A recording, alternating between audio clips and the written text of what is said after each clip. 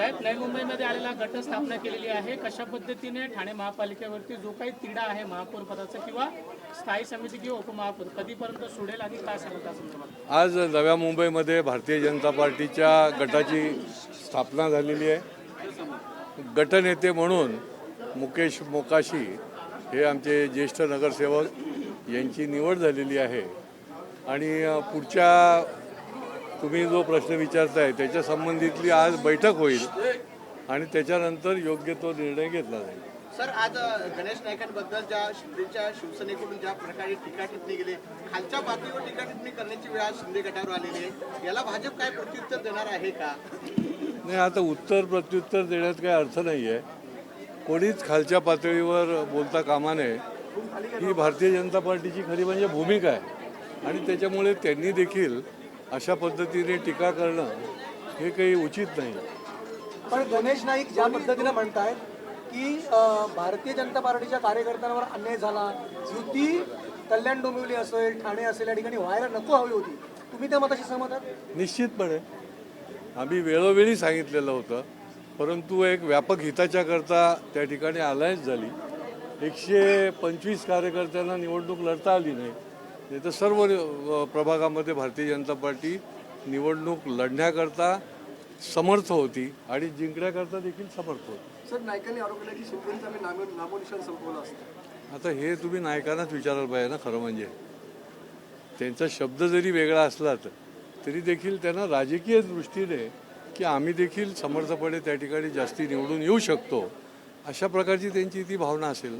Sir, हे शीतयुद्ध कधीपर्यंत चालू राहणार? काय आपण मध्यस्थी वगैरे? नाही, हे शीतयुद्ध वगैरे काही नाही आहे.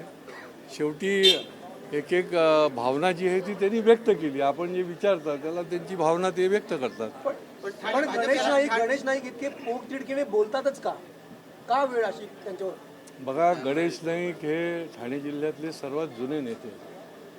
जवळजवळ 20 वर्ष ते पालकमंत्री म्हणून ठाणे जिल्ह्याचा काम बघत होते आणि त्याच्यामुळे ते पोटतिडकीने बोलणं, कारण की त्यांचा गाढा अभ्यास आहे, गाढा त्यांचा अनुभव आहे आणि त्या हेतूने ते बोलतात आणि जे बोलतात ते त्यांनी केलं देखील. मग ठाणे भाजप त्यांना सपोर्ट आहे का, समर्थन आहे या विधानाला? नाही, भारतीय जनता पार्टीची भूमिका आधीही होती ना आमची की आम्ही वेगळे लढलो. गणेश नाईकांनी जे विधान केलं, नाही, अशा प्रकारच्या विधानाचा प्रश्न नाही. त्यांनी लगेच सांगितलं ते की माझं वैयक्तिक मत आहे ते. त्याच्यामुळे त्याला प्रत्येक ठिकाणी तुम्ही याचा सपोर्ट आहे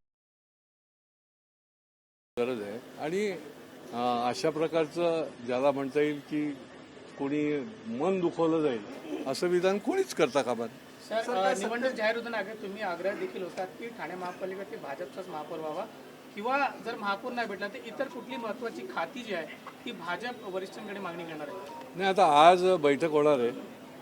त्याच्यामध्ये निश्चितपणे काय ठरलंय त्याच्यावर ते निष्पन्न होईल.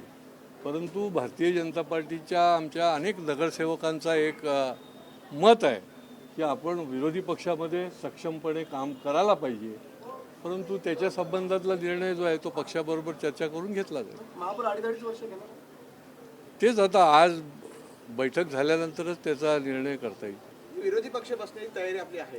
नाही, माझं वैयक्तिक मत आहे, परंतु शेवटी पक्ष हा मोठा आहे. त्याच्यामुळे पक्ष जो निर्णय घेईल त्याप्रमाणे भारतीय जनता पार्टी त्या ठिकाणी काम करेल.